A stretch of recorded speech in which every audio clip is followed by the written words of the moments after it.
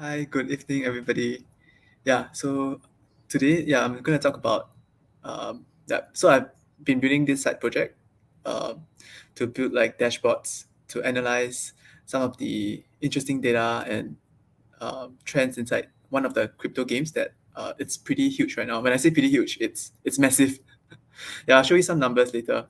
But so this game is called Axie Infinity, and today's topic will be revolving around this game. Yeah. Okay.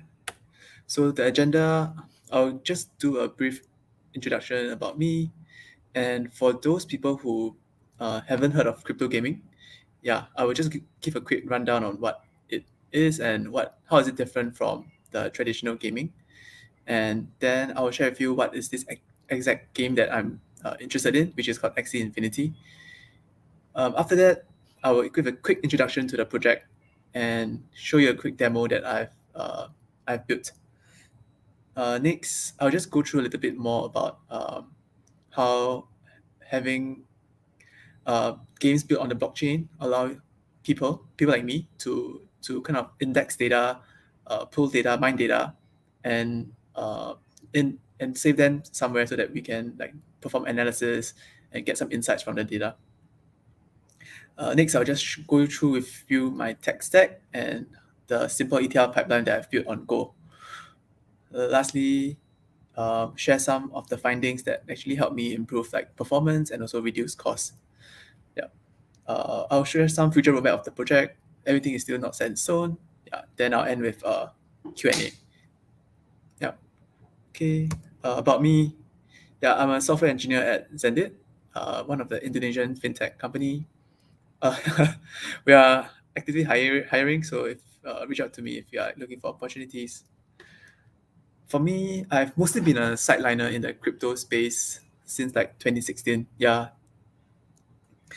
So previously, I'm just mostly like an observer. Like I'm like not super uh, like bought into the idea yet. Like in the start, it's like an experiment. Most of the time, it's like quasi kind of scam kind of like thing. But I've been just observing from the side since 2016. Yeah. So in terms of Golang, I've only been introduced to Golang in the last few years. And so far, ever since then, like all my side projects are written in it. So other than browser, like web projects, So really, really like the language really like caught my attention. It's so simple to write and it's so elegant. Yeah. Outside of technology, I'm a plant hobbyist, collecting mainly like cacti, succulents, foliage. Basically lots of plants. I run a small blog with my wife, detailing our experience in gardening. So shameless plug. You guys can check it out. It's picky pricklyplants.com. And of course we have an Instagram account as well. So it's sh__farm. Yeah. Okay. In Instagram we have like lots of photos and stuff. It's interesting. So you guys just visit it and follow us. Okay, so the early days of crypto almost felt like a hammer looking for a nail. So it's like there is a awesome uh, product, awesome solution, but there's actually like very like problems. There are little problems to solve. Like or rather like people haven't really found those like problems yet. Correct. So, but in the past 2 years, I say 2 years, because within 2 years, we have seen so much explosion in terms of utilization and also so much interest and actually real life applications that are built in the crypto ecosystem. So we have the first thing, which is like decentralized finance, DeFi, which has amassed a huge amount of money being locked in these systems. So we have things like lending platforms where people use smart contracts to borrow and lend money. We have automated exchanges where people can, without needing an intermediary, trade tokens and basically yeah, to perform exchange in the marketplace.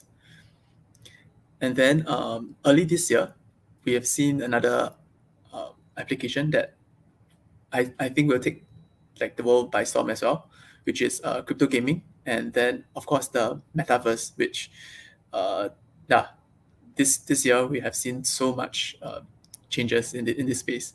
So we have huge marketplaces like OpenSea, and then also one of the top games in the industry right now, which is Axie Infinity.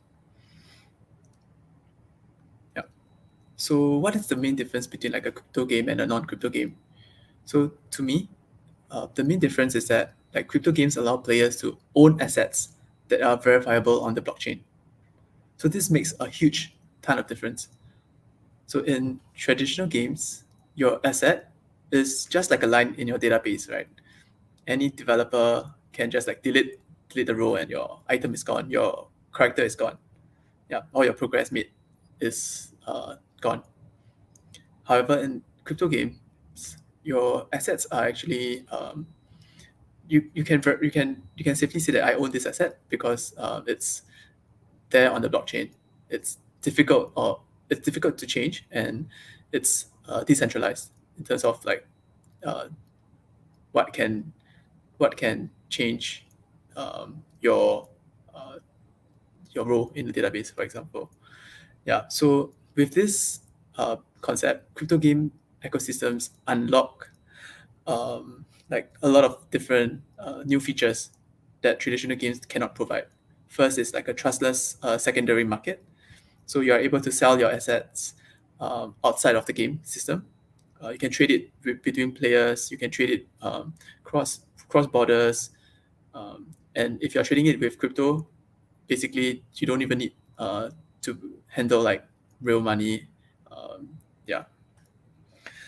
So then you can also build like a full-fledged game economy that actually have financial incentives, because now you are able to trade, you are able to own items. There's actually value tied to it. Yeah. So imagine if a game you're really good at it, uh, you get good items or you get good assets that other people don't have. There you have a value. Yeah. And of course, like if it's on a public blockchain, which like today I'll show you, like there's tons of data insights that you can pull out from just public transactions, and this data can actually um, help to gain lots of insights into the player base, into how the market is running, what are some of the future trends you can see, and like for example, if you can build like a bot to trade, you can build like bots to price assets and then trade on them. Yeah. So I will show you an example of a crypto game which is called Axie Infinity. So Axie Infinity is a Pokemon-inspired turn-based strategy game. Yeah. So on the right, you will see the gameplay. Yeah. Basically, it's like a tree versus tree card battle, and each card is actually each character is actually an NFT with different attributes. Yeah, so you can buy and sell these NFTs. You can actually breed them together to kind of like inherit skills from each parent. Yeah, and kind of like morph your ideal or your perfect Axie. So you play with other players from around the world in a competitive league, and you get rewarded when you win. In the league, there is also like a leaderboard, so the top 1,000 players get even more like rewards, which I think the recent reward is like uh, 10,000 USD worth of prizes for the top player. Yeah. Okay. So let's look at numbers, right? So Axie Infinity is by far the largest crypto game right now. So it has made 1 billion in revenue since June 2021. So it's not even half a year yet. So the whole project exploded somewhere in June 27, June around June, yeah. And so far it has been like growing in a massive rate. So if you compare revenues from like really large players in the space right now, you can see it's not actually that far off. So for example, Supercell that made Clash of Clans made 1.5 billion in 2020. Ubisoft, uh, 2 billion. Epic Games that ran Fortnite, 5 billion. EA, a massive giant in this space, 5 billion. Blizzard, even an even bigger giant, 8 billion. So I would see that Axie Infinity, um, it's pretty close to all these big names, given that it's only like it's beta and there is only a single game right now. Yeah. Okay. Yeah. So coming back to the main topic today, I kind of alluded to this previously, but what if we are able to analyze data on chain to spot trends in the game and also the marketplace before they actually happen? So there are actually like lots of opportunities here in this space where like there are profits to be found out. Yeah. So I did just that and built a simple ETL pipeline with a dashboard on Google Data Studio. Yeah. So without further ado, let me try to demo. Okay. Yeah. Sorry. Yeah. So this is the dashboard that I built on Data Studio. So the data is actually being fed from BigQuery, which I will share a little bit more about the pipeline in a bit. So you can see here there is like a date toggle. Then this is the summary of like the marketplace sale data from 4th November to 10th November. Uh, yeah, so this is like for each line, it will be like a certain configuration of a Axie, which is of an NFT. So you can see like in the past, uh, let me just refresh the filters. Yeah, so you can see like for example for this character, in the past week, yes, there was like over almost 30K items being sold, and each of them is being sold for around 400 USD. Yeah, so you can see you can filter by the attributes in the game, like for example the class, maybe the cards, the specific cards that the XE has, and also if the Axie is special with some sort of like mystic Japanese special parts. Yeah, so these Axies with these parts sell for like an astronomical amount of money. So you can see some overview statistics like average price per day, number of sales per day. Yeah, so you can also move the data back a bit, maybe 2 weeks back. Yeah, you can see like the trends in terms of like, oh, average prices of Axie is really it's increasing, and you can see like the number of sales of the day like spiked on certain days and like it went down on certain other days. Yeah, so these are things that could really help in terms of optimizing your game and your operation. So next is like something like a breeding visualization. So like I said just now, like you can actually breed two axes together to get a new one, and the the kid will share like the attributes of the parents. Yeah, so over here you can see during this time frame how many axes were being bred, and usually what happens is when you breed, it takes 5 days to hatch. The eggs takes 5 days to hatch. So this kind of is like a indicator. For example, if I see that during this day there are like so many people breeding this uh, exact breed, I kind of know that in 5 days time we'll have like this amount of Axies being released into the market. And that can actually help a lot in terms of knowing what to buy, what to breed, and also what to not breed. Yeah. So you can see like trends about like breeding per day, and you can see like there's a huge spike some days, yeah, because of like some events and stuff. Yeah, recently I also added a new table, which is like the big breeders, basically people accounts that are heavy breeders. So these are the people who are like almost the trendsetters. So they are like the whales of the system. They, in 2 weeks they breed 3,000 counts of Axies. So they are like the production factories. Yeah, so this usually gives me some sort of like insight in terms of like what is trending, maybe even following some of their strategy by looking at how they do it and how what they actually breed. Yeah. So recently I've also added a section on arena analytics. So by pulling data from like the win and loss uh, rates, we can kind of see like which characters are popular in the arena in which like MMR bracket. Yeah, so the higher the MMR, the more competitive uh, the game is. So professional players usually play at maybe like 2,600 or like 2,800, that range.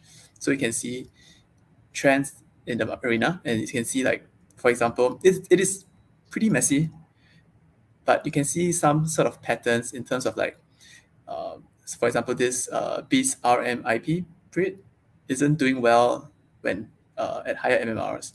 But you can see, for example, this Dust Termi breed is doing exceptionally well when it's at higher MMR. So these kind of data also help to steer like how you're going to build your team, what kind of game characters to focus on, and basically it can potentially make you a better player and definitely get you higher like profits. Yeah, so this is a similar one, but it's a chart to show you the team compositions.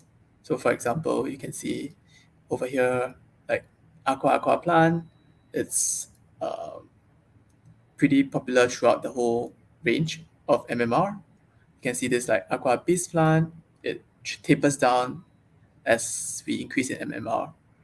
Yeah, so this also a good indicator of like how you should build your team and how do you optimize a team so that you can hit higher MMRs. Yeah, so I have experimental dashboards as well, just for me to play around with the data. So for example, this one is I'm plotting sale count uh, at like which hour of the day. So you can see that at some hours, yeah, you have almost two times the sale um, at another hour. So you can tell like when is the best time to list your assets for sale, and when is the best time to buy. Yeah. Okay. I'm moving back to the slides. Okay. Okay. So why Golang? Yeah. So for me, I'm actually still quite novice in terms of my experience in Golang. So when I started writing it, I really found that it was really enjoyable to code in. Yeah, so static typing, channels, all those primitives are super helpful. So it has really good library support, lots of resources online. The Golang libraries for like BigQuery, like in Ethereum, are mature and really easy to use. And for those who don't know, like the main node implementation for Ethereum, the official one, is written in Golang as well. Yeah, so that makes it a lot easier to interact. Next, yeah, channels are really great to work with. Yeah, when we are dealing with concurrency, batching, and like worker pool models, like I've not like wrote in a language that allows me to write all these slightly more complex workflows with just so little code. It's amazing. Yeah, and of course it's really simple to package and run on cloud infrastructure. Yeah, it has like small footprint, small memory footprint, easy to deploy, easy to package. Yeah. Okay. So I'll just go through a little bit about how do you go about like querying data from the blockchain. So there are actually a few data types in Ethereum virtual machine EVM based blockchain. So of course Ethereum is written in is using the EVM, but there are other blockchains out there, popular ones. They are also using the same virtual machine for their implementation. So you have blocks. So a block is a single commit into the blockchain. Yeah. So it's useful to index blocks for like commit timestamps and also like list of transactions. Then you have actually the actual transactions on the blockchain, basically your interactions with contracts, people sending assets around, people sending tokens around, yeah, and also the results of the transaction. Yeah, it's transactions are an operation on the blockchain, and it's useful to index these inputs and outputs of contract executions and token transfer for your data source, for your dashboards. Yeah, so this is possibly the bulk of the data. So you can see literally everything that's happening on the blockchain. Then the last one you have is logs. So logs are events that are emitted during smart chain execution. So when you're writing a smart contract, you can actually like say emit this value, and that will be logged. That will be emitted, and that can be something that you can search for logs by querying the blockchain. Yeah. So the downsides of logs is you are only able to read what the smart contract developer provide. So not all the time they provide the full picture. They might not want to show some. Uh, they may want to make it harder for people to actually understand what's happening in a contract. Yeah, so your best bet is to combine information from blocks, transaction logs, to build a full picture of like what you want to analyze. Okay, yeah. So I highly recommend you to start if you're interested to start in this space.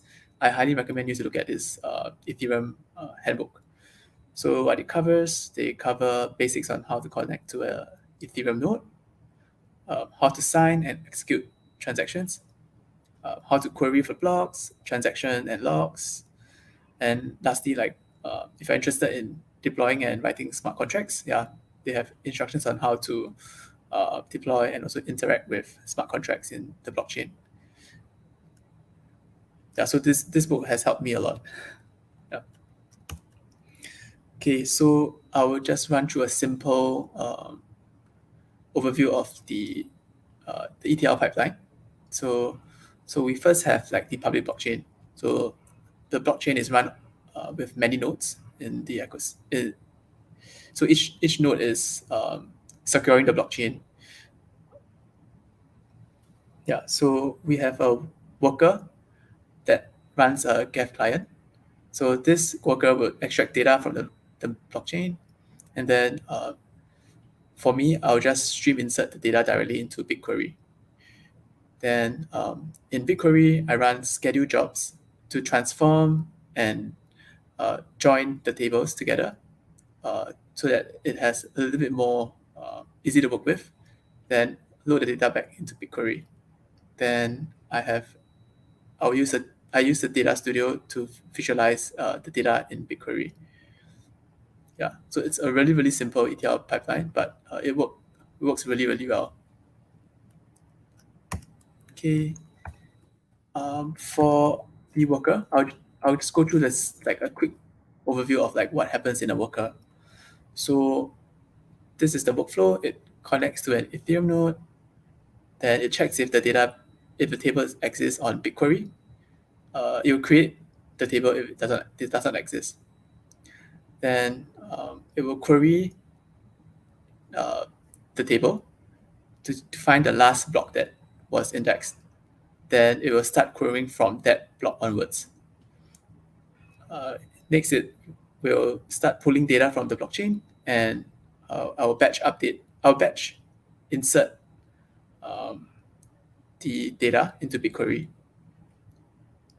So right now I'm running the cron job like an hour every hour, since I don't really need real-time information. But in the future, when I plan to deal with real-time information, then maybe, yeah, the the pipeline would definitely have to change a little bit. Yeah. So as a bonus, I also implemented graceful shutdown and also retries when dealing with all this, just to make sure that it's a little bit more reliable. Okay. So I'm using worker pools to improve query performance. So, for example, in a single script, I can easily spin up like 3 workers, and each worker would maybe pull like from block 0 to 10, 10 to 20, and 20 to 30. Yeah, so this helps to improve the performance by a lot actually, and we'll join the data into another channel, which will be batched for inserting into BigQuery. Yeah, so yeah, I have implemented like a worker pool with just a few lines of code, which is super amazing. Like I can't imagine doing this in a like another language without like using a library. Yeah, so I won't go through the code. It's pretty simple. Yeah, just create a channel, uh, like just speed up a Go routine and process the jobs, then close the job when you're done, and then just wait till everything is completed and we can go. Then for the worker, it's just uh, looping through the jobs in the channel, starting some kind of like work. Then when you're done, just clean up yourself and yeah. Next is batching a stream of events. So the problem is that yeah, I'm able to actually batch update a bunch of rows onto BigQuery, but my data stream comes like as an individual like um, individual event. So yeah, Golang with channels provides a very very easy way to build like a batching script that takes a bunch of events, batch them up, and put it into another channel. So what it does is it takes a stream of messages, appends it to a slice until it's like full, or you wait until like a timeout that you specify. Then push the slice into a new channel for the next process. Yeah. So for me, take individual events, batch it up into like uh, batches, and then batch upload this onto BigQuery. Yeah. So this again also improve performance a lot. Instead of like sending individual like queries to BigQuery, individual rows to BigQuery, this batching process really makes the whole thing a lot more efficient. Okay, next is scheduled transformations on BigQuery. So after uploading all the data, the raw data onto BigQuery, we have tables like block information. We have tables for the transactions. We have tables for like the axes that are being generated, and also we have like for example daily Ethereum USD exchange rates.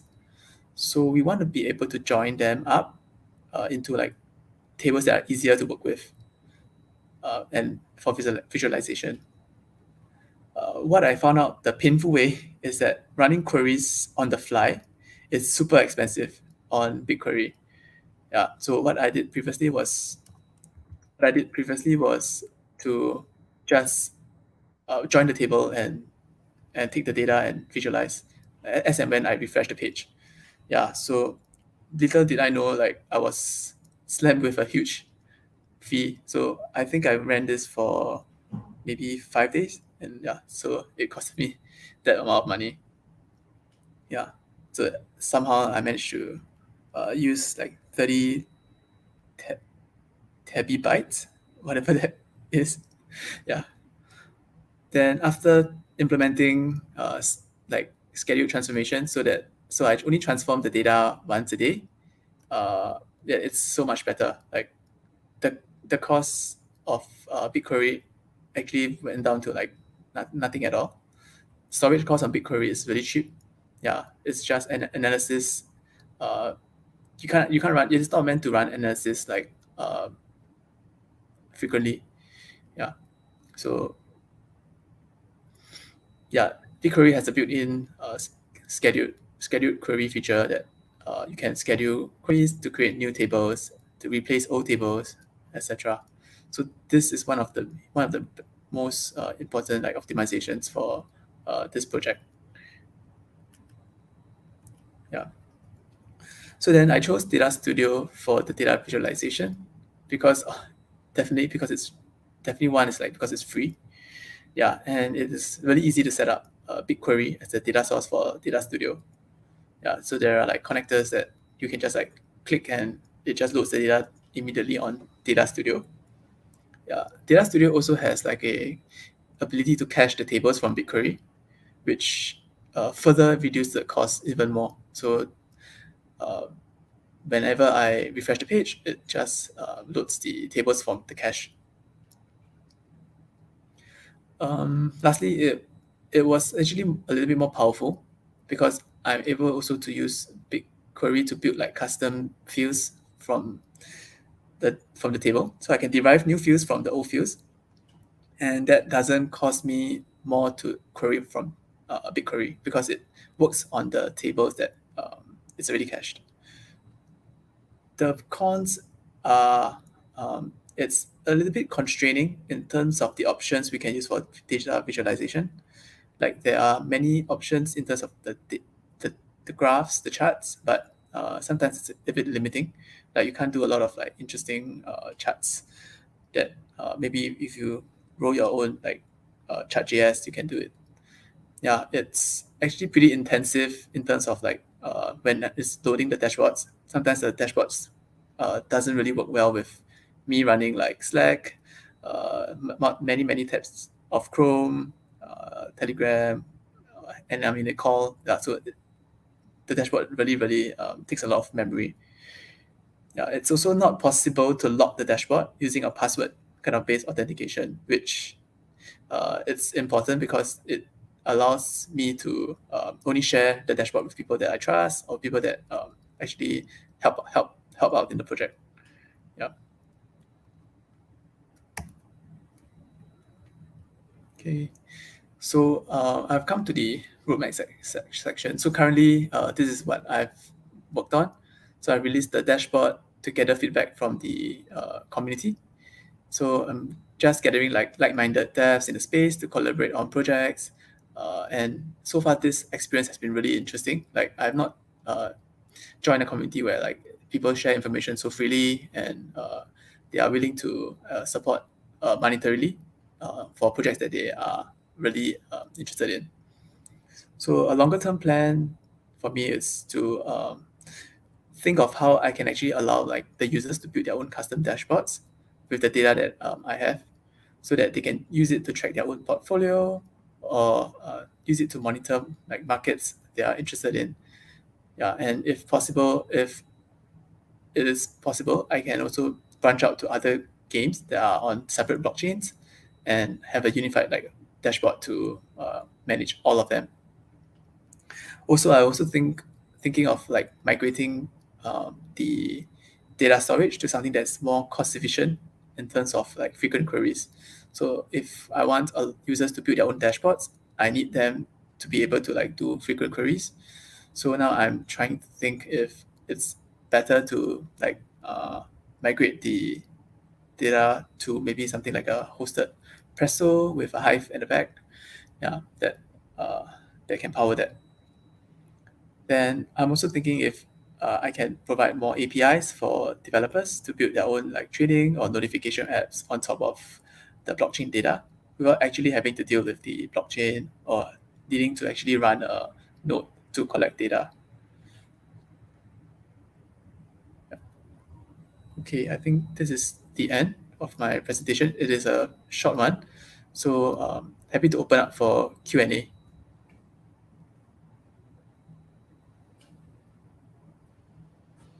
Hey, hello. Okay, we have a couple of questions coming up. So we'll go with the first one. So Tiru asked about whether the blockchain is enough for the transaction volume that the games might need. Oh, good question. Yeah. So right now, to be honest, I think they are pretty stretched in terms of the uh, transactions per second. I think that in order for the game to scale 2x or even 10x, right now I don't think they will be able to handle it. Yeah. So right now, they are processing maybe a every block is 3 seconds, and every block has around like could be 1,000 transactions, so maybe 300 transactions per second. Yeah, I don't think it's possible right now to go 3,000 transactions per second. Yeah, so there's something definitely the developers definitely have to solve. Yeah, thanks for the question. Okay, we have a next question from Siwin. So it's like a comment. So we can see the virtual economy taking off. Who controls the exchange rate from one token, one currency, one asset to another? So good question also. So right now, actually the market, I would say the market controls it, but of course you have people with disproportionately amount of like tokens, and they can actually crash or like they can actually control like manipulate the market. Yeah, but by principle, because a lot of these exchanges are run by smart contracts, so actually the exchange rates are bounded by a mathematical formula. So it's purely based on demand and supply. So if a coin has a lot more supply, then the price would be a lot cheaper. Yeah, so it's bounded by uh, like a um, yeah, it's like a curve, like a supply demand curve. Economics, Yeah, like exactly. economics.